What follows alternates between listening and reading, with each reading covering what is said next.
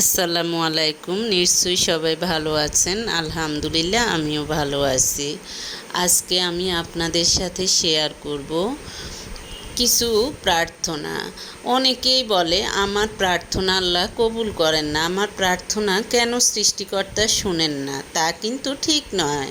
আপনি হয়তো বা বলার মতো বলতে পারতেছেন না, আপনি হয়তো যেভাবে বললে সৃষ্টিকর্তার মনে দয়ার সৃষ্টি হবে আপনি সেভাবে বলতে পারেন না। তাই ভিডিওটি না টেনে পুরোপুরি শুনুন।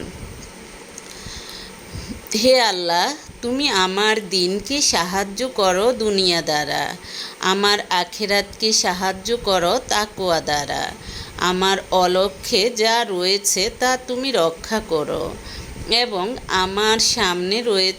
যেগুলো আমার সামনে রয়েছে সেগুলো সম্পর্কেও তুমি আমাকে একাকী ছেড়ে দিও না। হে আল্লাহ, আমার পাপ তো তোমার কোনো ক্ষতি বৃদ্ধি হয় না।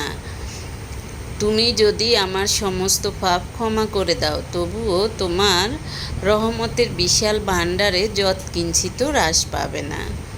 অর্থাৎ মানুষ চলার পথে অনেক ধরনের পাপ করে। যে বলে যে আমার কোনো পাপ নেই, তার পাপ আরও বেশি। তাই সৃষ্টিকর্তার কাছে বলবেন, আমার পাপে তো তোমার কোনো ক্ষতি বৃদ্ধি হয় না, তাই তুমি যদি আমাকে ক্ষমা করে দাও তাহলে তোমার কোনো কিছুই ক্ষতি হবে না। অতএব হে আল্লাহ, তুমি আমাকে দান করো এমন বস্তু যা হ্রাস পায় না, এবং আমার গুনাহসমূহ ক্ষমা করে দাও যাতে তোমার কোনো ক্ষতি নেই। নিশ্চয়ই তুমি অতি বড় দাতা। হে আল্লাহ, আমি তোমার কাছে চাই সচ্ছলতা, উত্তম ধৈর্য, প্রচুর পরিমাণ রিজিক, এবং যাবতীয় বিপদাপদ ও দুঃখ কষ্ট থেকে আমাকে মুক্তি দাও। হে আল্লাহ, তোমার কাছে আমি অপুরন্ত সুখ শান্তি চাই। তোমার কাছে আমি প্রার্থনা করি যে তুমি আমাকে সর্বদা সুখে শান্তিতে রেখো, এবং তোমার কাছে এও প্রার্থনা করি যে আমি যেন এই সুখ শান্তির কৃতজ্ঞতা জ্ঞাপন করতে পারি।